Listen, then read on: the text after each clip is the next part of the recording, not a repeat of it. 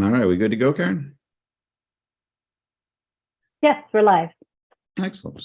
All right, well, good evening, everybody, and welcome to our regular Board of Directors meeting for Orca. I will call this meeting to order at 5:02, and I will begin with our land acknowledgement, which is we respectfully acknowledge that we are on the treaty and traditional territory of the Massasauga Anishinaabe. We offer our gratitude to First Peoples for their care for and teachings about our earth, our relations, and may we honor those teachings. All right, with that, I guess we'll dive right in. So can I get an approval for tonight's agenda? I see John and Ron, all in favor. So approved. Anybody have a disclosure of pecuniary interest I'd like to declare? Seeing none, we have no delegations. Can I get an approval of the February meeting minutes? So moved. Pat and Gary, thank you very much. All in favor? All good. No business arising from those minutes. That will move us into reports for approval. And the first report comes from our audit committee. So I will turn it over to, I believe, Joe, you're going to handle this one? Joe's like, uh-oh, am I? Apparently, yeah. The draft financial statements are there before the board to consider. The audit committee met a week and a half ago. And I'd like to thank directors Gary Baldwin and Mike Metcalf for assisting in this process. Pat Garland-Hickey, who was on the call, was also there. Denise presented the financial statements to the audit committee, and Pat was there just to provide backup and maybe add clarity if any was needed. But we reviewed the draft statements. We found that everything was in order, and our recommendation, of course, is for the board of directors to review them and approve them. And there are four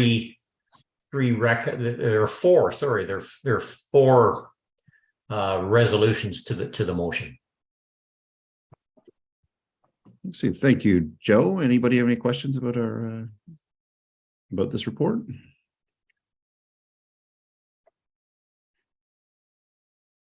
Yes, Gary, go ahead. Yeah, Mr. Chair, not so much a question, but just wanted to thank Joe for his leadership as the chair of the audit committee. It was my first time being on the Orca audit committee. It was really well done. We were able to have a good chat with our financial consultant as well, and we're able to ask and have answered some of our questions. So the process was well done, and I want to thank again Joe for his leadership in chairing this particular committee, and also to Mike for putting up with a couple of questions that I asked. Anyway, thank you very much for the opportunity. Oh, definitely. Thank you, Joe. And thank you to all three of you for being on the committee. I mean, it was great of you to jump in and take care of that. I guess things get a little confusing in election years, and we were fortunate enough to have past board members sit on that committee, which really kind of helps with our integrity of those records. So thank you three. With that, any other questions? Or are we going to accept the audit committee's for recommendations? No? Gary? Or sorry, Ron. You move it? Got it. All right. Yes. Yeah. Joe, you want to second it? Excellent. All in favor? Our audited documents are now approved. All right. Oop. Sorry, guys. Just got to manage multiple screens here. So moving to our next report, as much is the 2023-022 rescinding our vaccination report policy. And Jeanette, I mean, this is for you. Thank you, Mr. Chair. So this is really just a housekeeping item.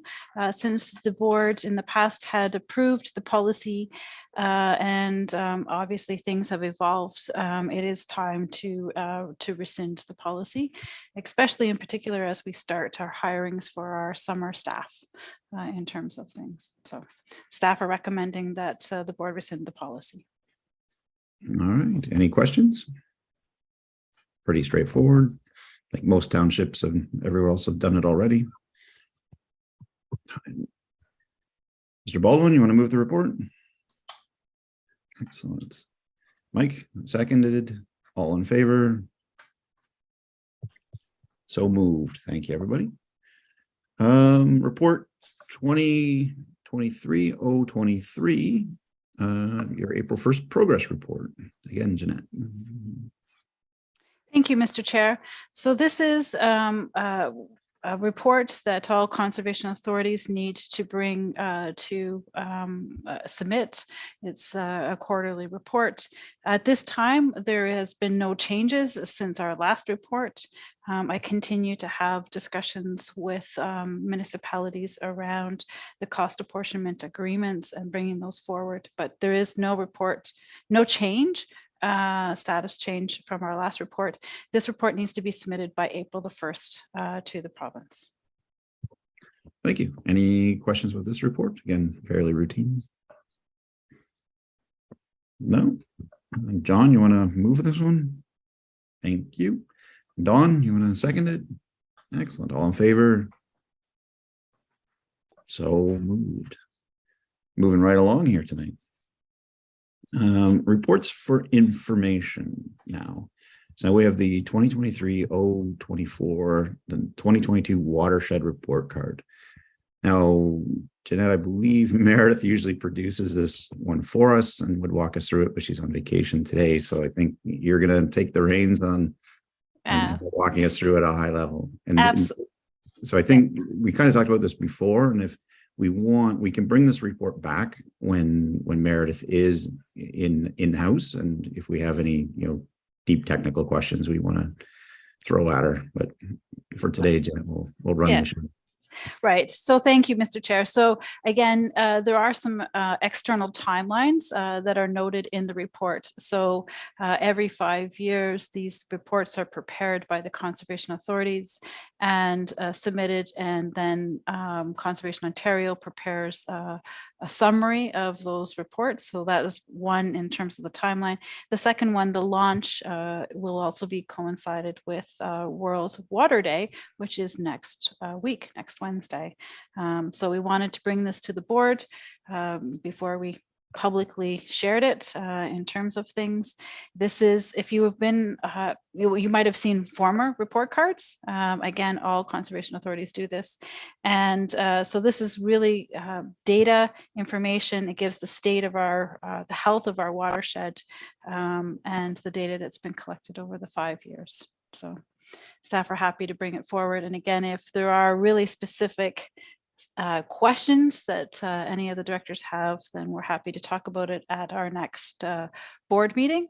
And this is also one of the objectives in our performance objectives that we have, is to produce this report. So the template and everything comes from Conservation Ontario. The content and information, the statistic information is ours. Excellent. Joe, I see you got a question already. Thank you, Mr. Chair. No, I don't have a question. I have a comment. I find that this watershed report card, and there's a link provided, and if you went to that link, it has a wealth of information. It's really valuable, I think, to determine what exactly some of the programs that the Conservation Authority is offering is doing, the effectiveness of them, how we're managing the watershed.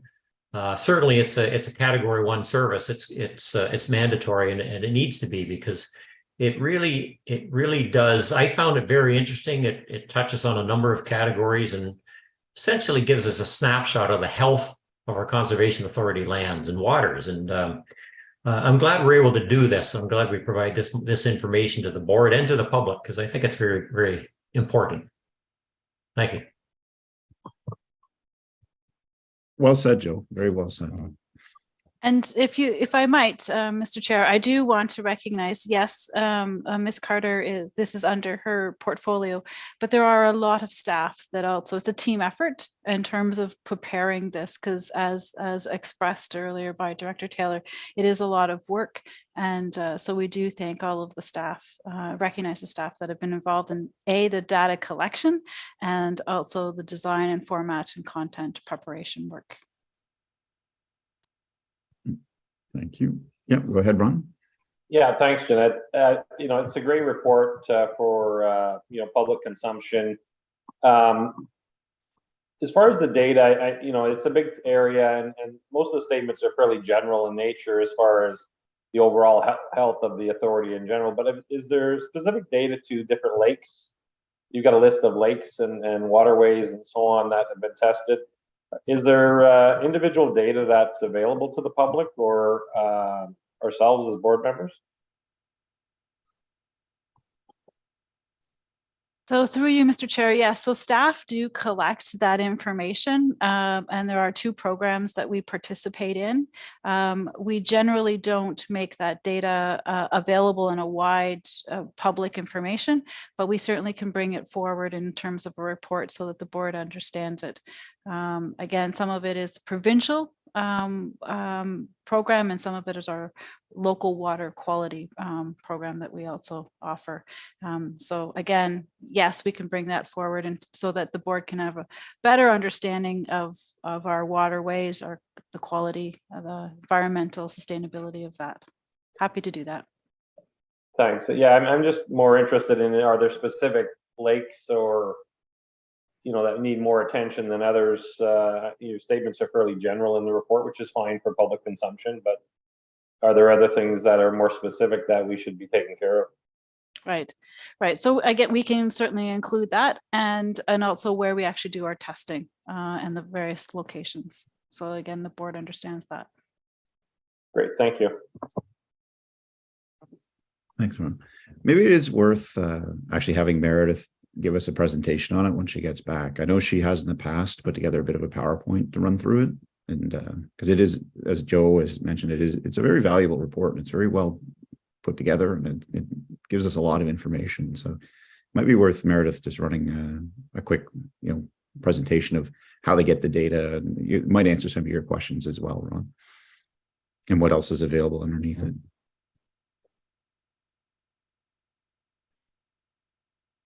Any other questions? No, I think in the past with this report, we've also distributed it directly to all of the municipalities within the watershed. We have. It gets on their agenda, so it's just not, we don't leave it on the website for people to go find. We actually kind of force it onto some people as well. Yeah. So it would be a good recommendation here to also include, distributing it to all of the municipalities within the watershed. Thank you, Mr. Chair. So we do that, and it's as part of our practice in terms of things. So. All right. Anybody want to receive the report? Thank you, Ron and Adam. All in favor? Excellent. So received. Our next report is 2023-025 CEO monthly report. Thank you, Mr. Chair. So just some highlights that, again, for the board's interest in terms of some of the seasonal things that we've been undertaking as staff. And then also, as time we are coming to a close of our FedDev projects. We've been heavy in terms of all of our reporting, that is the reporting requirements, meeting those. I intend to bring a closeout report to either the April or May board meeting, so that we can properly close out those projects. But if there are any particular questions about anything, I'm happy to take any questions. All right, thank you. Any questions for Jeanette? Yeah, Joe, go ahead. Thank you. Thank you, Jeanette. I'd be curious to know, to get an update on the progress of the Harold Towns project. I know it has to be finished by the March 30th. Is it done yet? Or just, could you give me a quick update on that, please? Happy to, Director Taylor. So yes, the projects do need to be completed by March 31st. At least all of our filing is required to be done. There is a little bit of latitude in terms of some of the things that can get done that are weather dependent in terms of the building itself. So I'm happy to share some photos then with the directors. We have had, so it's 90% complete in terms of things. And I would say that that's actually pretty much across the board for all three of our projects, 90% complete. Some of the work is weather dependent, so we need temperatures, warmer temperatures in order to do some of the work. Is the new parking lot in use yet? It has been in use, but it'll be in complete use in terms of the equipment and everything later in the month. Okay, thank you. Thank you. Any other questions? All right, Joe, you want to receive Janet's report? Thank you. Seconder, Pat? All in favor? So received. Moving on then to correspondence and media. There was no correspondence to bring forward. Anybody have any of the media highlights they want to quiz Karen on? No, seeing none, we should receive our media coverage.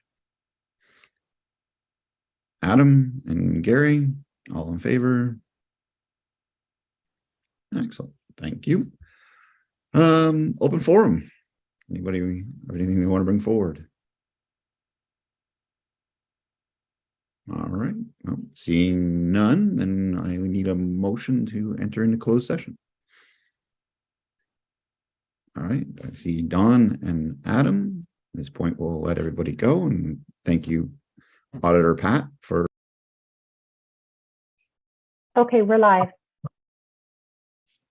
All right, thank you, Karen, and we'll continue our open session now of our meeting. And coming out of close, we report that we will be entering into a joint agreement with Bobcaygeon Brewing Company to localize one of their beers for us. So that's wonderful news on that side.